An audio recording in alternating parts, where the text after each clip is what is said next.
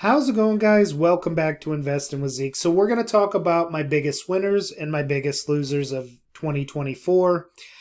And yes, there's losers, and yes, there's some big winners. And obviously, we're going to kick it off with Palantir, the biggest winner in my portfolio. I did sell some of this at 35 or 36 to $40.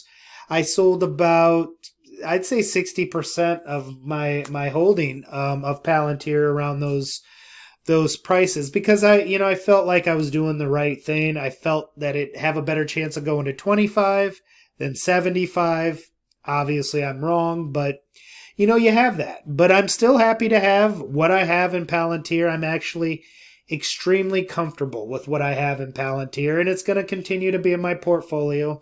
I'm not selling anymore. If anything, I might add more if earnings start to become good and it actually starts to make more sense to me. I will start to buy more. I haven't yet. I just wasn't able to click the buy button. Why wasn't I able to click the buy button? Because I had other things to buy. Robinhood, my second biggest winner, actually. Well, it's between this one and my next one, but we're going to start with Robinhood. I believe this company has way more legs than Palantir does. I think it could literally be the Meta of crypto trading. I think they could eventually be that powerful and that big. So I don't have no reason to sell any Robinhood. And if anything, I would like to add to my position, but I have a great position. Robinhood's done well for me. This is the number 2 moneymaker that was 2024. Meta, number 3. You remember when I was crying over Meta? $88 trying to sell cats and shit. It was terrible. Sorry. Kind of getting a little bit over a cold. But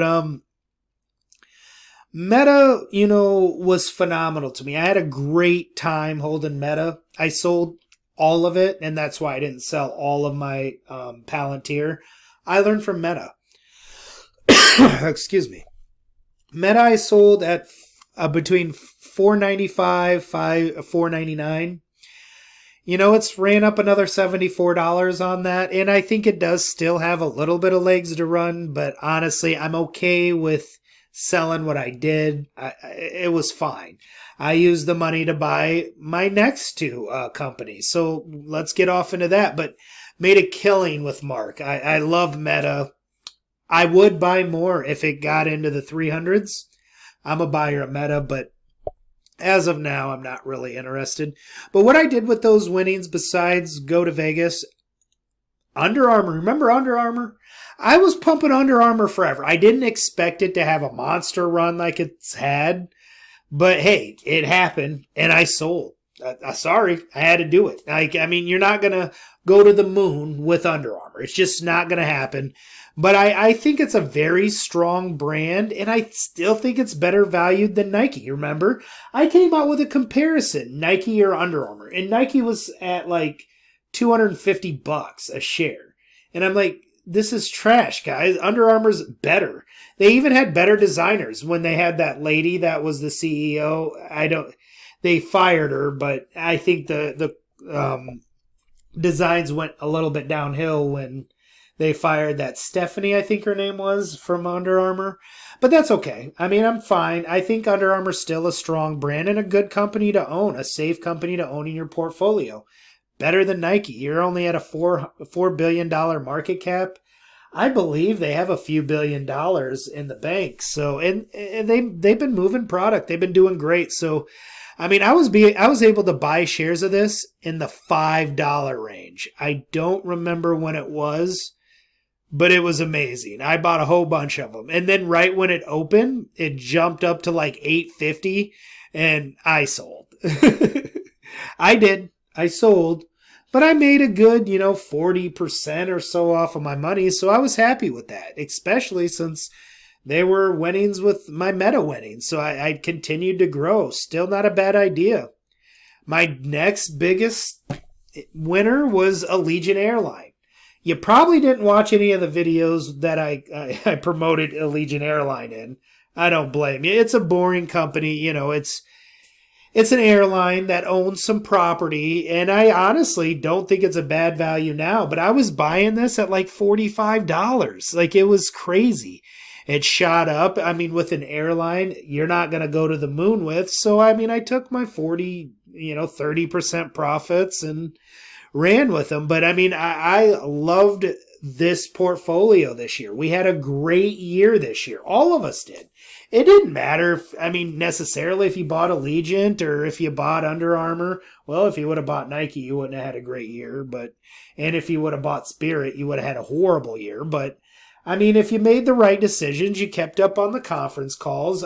I had a great year. And honestly, next year's going to be better. And I'm going to have a video about the stocks that I plan on buying next year, which won't be all over the place like they kind of were this year. I'm growing as an investor, maturing a little bit, and realizing that you don't need to buy everything, right? So, speaking of that, let's talk about my biggest losers. Well, my biggest loser, of course, would kind of go to SolarEdge. I was able to get out of this by the skin of my teeth. However, it's obviously one of the worst performing stocks in the whole market, right? So I gotta eat that. I thought I was being smart and shifty and crafty, and Enphase was the talk of the town, but you were sitting at $1 billion market cap. They've diluted the crap out of this stock, by the way. When I was buying it at $1 billion market cap, it was like a $60 stock. I was able to lower my average and get out by the skin of my teeth. I'm gonna keep that in mind. I actually lost more money in some of these other trades that we're gonna talk about, but this was a good lesson to learn. You don't just think you're smarter than the market and you're gonna buy second or third best, and you don't need to be in energy if it's not the right time to be in energy. That's what I've decided. That's why I've went a different direction in 2025. I'll let you know about that for free, but let's talk about more of my biggest losers. MJ, I don't want to talk about it. Like, I really don't. I still own it. I'm still going to hold it, and I'm still going to buy more, but it's really not much to talk about. We already know that situation. Alibaba. This is why I bought Alibaba, because Meta. Right, I still want a big tech company, even though I think Robinhood's going to grow into that big tech company. I want Alibaba in my portfolio. It's ran by an extremely great CEO, and that's what I really love about companies, is if they have a good management team and a team around them. Baba has that. The government's going to support Baba. Also, they're one of the leaders in AI in China, which is a monster market that's getting no respect because everybody's afraid of Trump's tariffs and what Trump's going to do. I think it's going to be great what Trump does. Hopefully, if he does it right, which I think he will. But I'm gonna have a video on that. But I really am gonna be getting some Baba back in my portfolio again. Probably in 2025. You'll have to see. Let's see. What was my other biggest loser? Yeah, those were really my three biggest losers. This damn SolarEdge was my biggest loser. Well, MJ, I actually I haven't sold any, but so I haven't lost anything. But MJ is the worst one. But SolarEdge was a real honest mistake, and Baba, they all make sense. Like, my portfolio is going to come together in 2025. This year, a little rocky. I was testing the waters, thinking I was smarter than people, and I wasn't. So my next year is going to be even better. But yeah, like I said, had a great year. We all had a great year. Congratulations to the Palantir, Robinhood holders, even the Under Armour holders. Heck, if you held anything, you made some good money. So let's do this next year, and hopefully, we don't run into that big crash, which we're going to talk about, right? But anyway, please like and subscribe, and I'll catch you on the next one.